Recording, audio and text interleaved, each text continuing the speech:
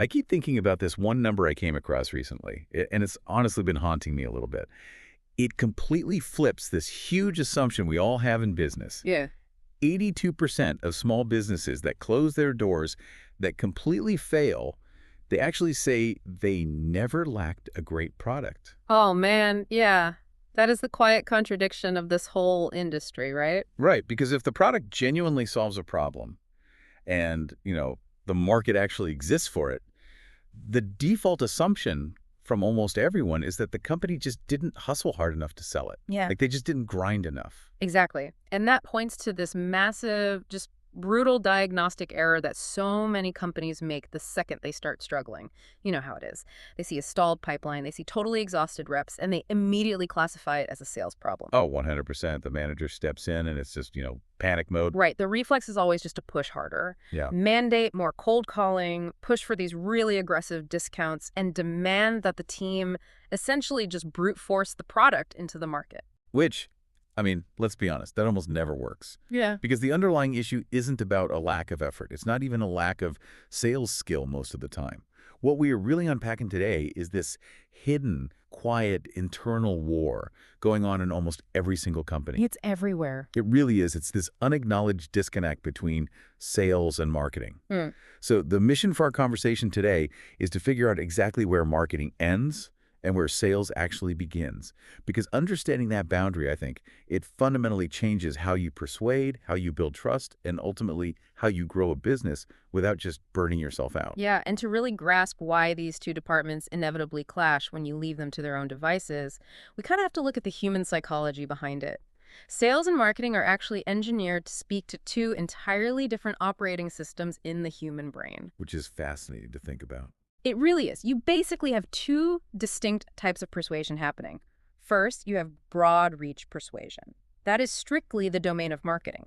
Its entire function is to shift attention and perception at a massive scale across thousands of people all at once. So it's relying heavily on, repetition and emotional association. Exactly. It targets the brain's fast, automatic pattern recognition system, the part of our brain that just operates on pure instinct, constantly scanning the room or the screen for things that look appealing or high status or just low friction. It's not thinking deeply yet. Right. Broad-reach persuasion is designed to bypass deep critical thought in favor of just immediate impressions. But then you have dyadic persuasion. That is the real-time two-person exchange. That is what we call sales. The actual conversation. Yes, and this targets the slower, deliberate, risk-evaluating system in the brain. When a buyer enters a one-on-one interaction, their whole mental posture shifts. They're no longer just, browsing possibilities. They are calculating the cost of commitment, the risk of failure. They are looking for specific relevance to their own unique life or business. Hearing you explain how these two systems operate, it makes me think of, like a restaurant. Oh, I like that. How so? Well, think about a beautifully shot local ad on your phone showing a happy family eating this amazing meal together. That is marketing.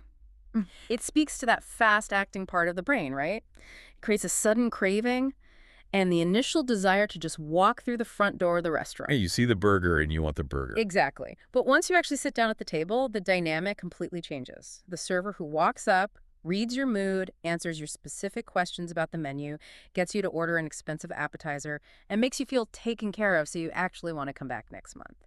That is sales. That analogy perfectly isolates the friction that just destroys companies. Disaster strikes when a business confuses those two cognitive processes. When you ask one department to do the job of the other, think about when sales tries to do the job of marketing. Oh, it's a nightmare. It's agonizing. Trying to create basic awareness one phone call at a time is so slow. You are asking a highly specialized human being to act as a billboard. Right, it's like that restaurant server standing out on the side of the highway trying to flag down individual cars. Yeah. It's just a spectacular waste of energy. And it leads to massive commission anxiety because your pipeline is just empty. Conversely, when marketing tries to do the job of sales, attempting to close a complex, high-ticket deal entirely through a static web page, it fails. Because the fast brain isn't equipped to handle that level of risk evaluation on its own. Exactly. A broad marketing message makes a stranger curious, sure, but it takes a real adaptive human conversation to make that stranger feel safe enough to actually part with their money. Which brings us to this massive psychological trap that so many salespeople walk right into every single day. Because marketing targets that fast brain first, modern buyers are heavily shaped before they ever speak to a human being. They really are. But there is this persistent idea in the sales world, I call it the blank slate myth, that when you dial a number or open a Zoom room, you are starting the narrative from scratch. Which couldn't be further from the truth. Right. Buyers today complete a massive chunk of their decision-making journey through marketing touchpoints alone. They are reading reviews, watching demos, absorbing brand promises long before that first hello. And you see this all the time in the field. Buyers who are exposed to consistent marketing messaging before a sales conversation, they are significantly more likely to trust the salesperson's claims. Because the broad reach persuasion has already done the heavy lifting. Exactly. It builds that baseline credibility. The friction is lowered because the salesperson is simply confirming a positive bias the buyer already holds. But the inverse of that is just as impactful, right? Think about uneducated, poorly qualified leads. People who lack that marketing foundation. They are the biggest hidden drain on a sales team's week. Oh, without a doubt. It's purely about efficiency. If the fast brain hasn't been primed to see your company as a potential solution, the salesperson has to spend the first half of their interaction building basic awareness. Which is slow. Slow and highly prone to rejection. You're trying to build credibility before you can even begin the actual work of risk mitigation and closing. You end up burning through your week on conversations that just mathematically have a near zero probability of closing. And the rep just feels like a failure. This friction between the marketing promise and the sales reality, it makes me think of a story I heard recently about a rep named Sarah. Oh yeah, the tech rep. Yeah, she was 26, entry level at this growing tech company, and she was constantly missing her targets. Her deals kept stalling at the very last minute. And like any dedicated employee, she internalized the failure. Of course. You always assume it's your fault. Right. She assumed she just wasn't persuasive enough. She thought she was doing something wrong. And her manager's only advice was to push harder. Just apply more pressure on the calls, get more aggressive. Which is a classic mistake. They were treating an alignment symptom with a blunt force sales remedy. Exactly. So eventually, out of pure desperation, she sat down with the marketing department just to see the materials her leads were interacting with before they reached her. And that is when she discovered this massive trust gap. It's always an eye-opener. It really was for her. The marketing campaigns were heavily pushing this narrative of effortless simplicity and instant setup. But the reality of their software, while incredibly powerful, required a rather complex 30-day onboarding process. Wow. So her prospects were entering the sales conversation primed by their fast brain to expect zero friction. Zero. And when Sarah began explaining the necessary implementation steps, the prospect's slow brain, that risk evaluation system, immediately sensed a discrepancy. The narrative just didn't match. It fired off alarm bells. Every time she got on a call, the prospect's preconceived expectation collided with the reality of the software, making them instantly skeptical of literally everything else she said. Because they felt bait and switched. Exactly. She wasn't lacking skill at all. She was unknowingly trying to sell across this huge canyon of distrust that marketing had dug for her. And the way she resolved it is just brilliant. It's a masterclass in how to handle this because she couldn't change the marketing campaign. She didn't have that authority. So she changed how she introduced the reality. What did she do? By directly addressing the gap in her opening lines, she signaled to the prospect's risk evaluation system that she was an honest broker. Oh, so she just called it out. Yeah. Acknowledging that the marketing painted a slightly overly rosy picture of the first 30 days actually lowered the prospect's defensive shields. Her conversion rate skyrocketed because she stopped fighting the buyer's existing mental narrative and started actively managing it. That is so smart. But let me challenge the practicality of this for a second.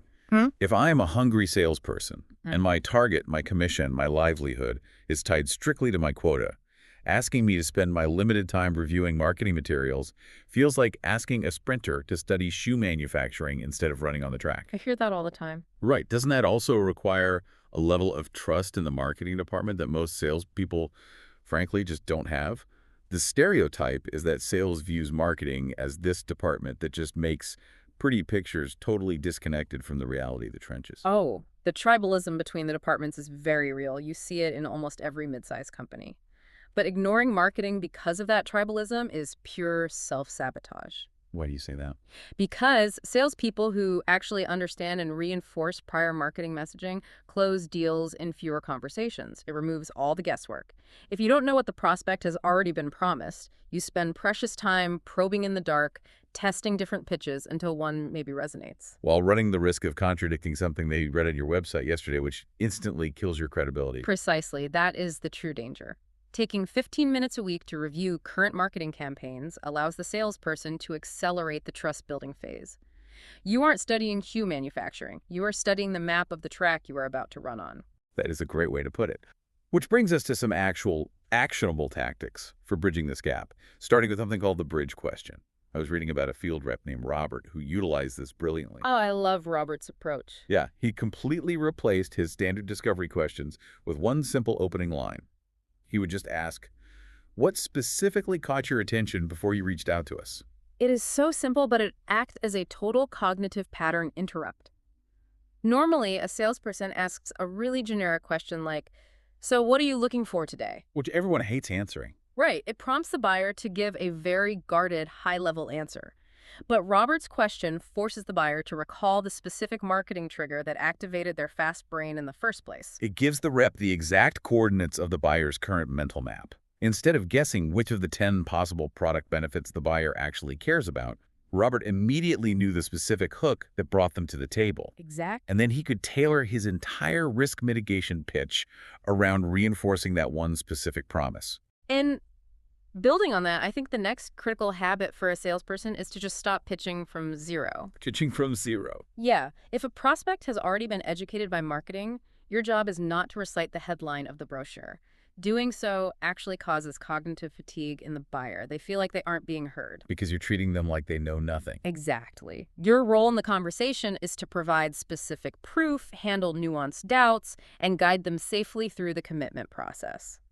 Repitching the entire value proposition from scratch just ignores all the fast brain work that marketing has already successfully completed. You essentially bore them out of buying. You really do. The final tactical piece of this, I think, is the feedback loop. Going back to Sarah's situation, if you are on the front lines and multiple prospects express the exact same confusion or unrealistic expectation, complaining about it to your fellow sales reps at the coffee machine accomplishes absolutely nothing. Nothing at all. That feedback must be sent up the chain to marketing. But, again, that tribalism we discussed earlier usually prevents this. Sales assumes marketing is incompetent, and marketing assumes sales is just making excuses for lost deals. It's a vicious cycle. But telling marketing, hey, everyone clicking on this specific ad campaign assumes the software integrates with older systems, and we are losing trust when we tell them it doesn't. That gives them the insight they need to adjust the broad reach messaging. Yes. Without that feedback loop, marketing just optimizes for clicks and traffic, completely blind to the fact that they are generating mathematically unclosable leads. And everyone suffers. So let's zoom out a bit and look at the structural implications of this divide. The tactics for individual reps like Sarah and Robert are super powerful, but the challenge shifts dramatically depending on the size and structure of the business. Take a listener who is maybe a solo entrepreneur, a one-person operation. That is a completely different dynamic. It is. It's so easy for a solopreneur to dismiss this entirely. You might assume that without separate departments, without a marketing team and a sales team, alignment isn't an issue at all. But the fast brain versus slow brain divide still exists within your customer. Always. The danger for the solopreneur is creating this sort of cognitive mush. You have to consciously manage the context switching. What do you mean by context switching? Well, when you are writing website copy or running a social media ad, you must wear the marketing hat. You have to focus on broad reach education, curiosity, and emotional resonance. If you bring the sales hat into that space, your website starts reading like a high-pressure closing script. Oh, I've seen those websites. Right. And it triggers the fast brain to sense danger and just flee. And then when you finally get that prospect on a consultation call, you have to remember to take the marketing hat off. If you treat the call like a live-action brochure and just list off features, you fail to close because the prospect's slow brain isn't getting its specific individualized risks addressed. Exactly. You have to know which phase of persuasion you are in at all times. Now, managing a larger team introduces a different set of challenges, specifically regarding the shifting balance of power. balance of power. Yeah, I'm thinking of a story about a seasoned sales manager named Michael. He was 43, had decades of experience, but he felt increasingly unsettled by the shift toward digital marketing in his industry. His discomfort makes total sense, though. His entire career was built in an era where the salesperson was the ultimate gatekeeper of information.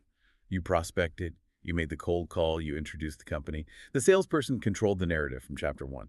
That was the old world. Now buyers are doing extensive research online before Michael's team ever even gets on the phone. The power dynamic has completely inverted. It is entirely understandable why a veteran manager would feel threatened when the ground just shifts underneath their specialized expertise. It must feel like losing control. But Michael succeeded because he didn't try to claw that power back. He realized he couldn't force buyers back into the old model of relying solely on his reps for information.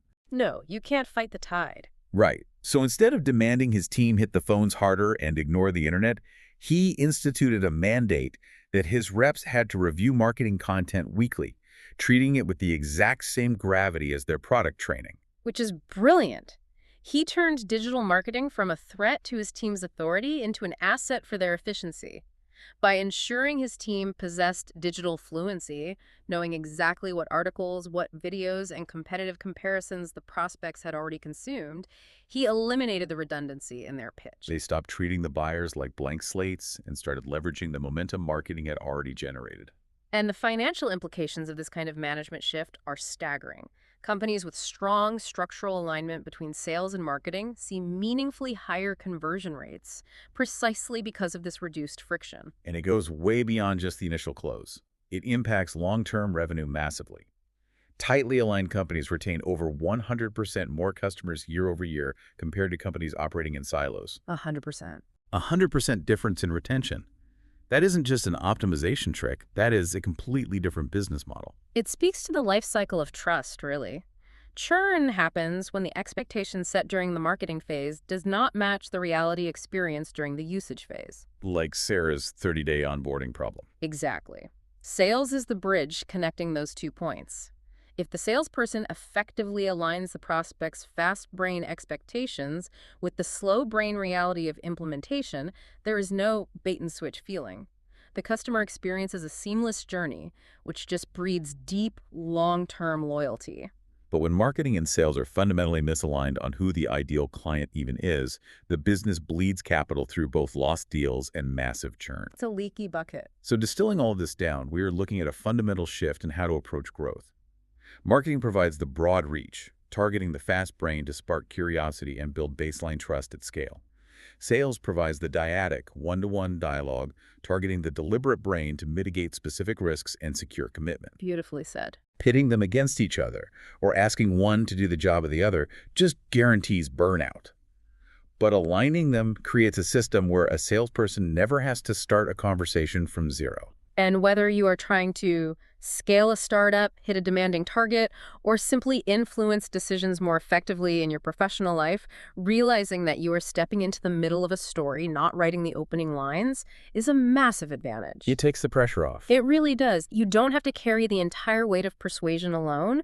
Your objective is simply to discover what narrative the buyer is already operating under, and then expertly guide them to a safe, logical conclusion. Which leaves me with one final thought to explore today, something that builds on everything we've talked about. If modern buyers are already completing so much of their decision-making journey independently through marketing touchpoints, right, and if AI-driven marketing becomes hyper-personalized enough to address specific fast-brain and slow-brain concerns before a human is ever even involved, are we approaching a future where the traditional sales pitch goes extinct entirely? Will the salesperson of tomorrow cease to be a persuader at all and function strictly as a bespoke problem solver and risk mitigator for only the most complex edge case implementations? It's definitely something for you to think about the next time you find yourself on either side of the table, buying or selling anything. These thoughts, these questions, they don't have to stop here. Sales Geeks has many more podcasts and videos just like this one. Subscribe to the channel and explore other episodes. They all flow the same honest way. If this podcast felt genuinely useful to you, share it with even one person in your life. That one share can bring a real change in someone's life, and it helps Sales Geeks reach more people who truly need this. If this brought you real value, look for the join button right next to the Sales Geeks logo below this video. Click it and become a member of the Sales Support Circle. Your support helps honest sales awareness reach thousands who are silently struggling. Sales Geeks moves forward because of you. Thank you so much from the heart for being here.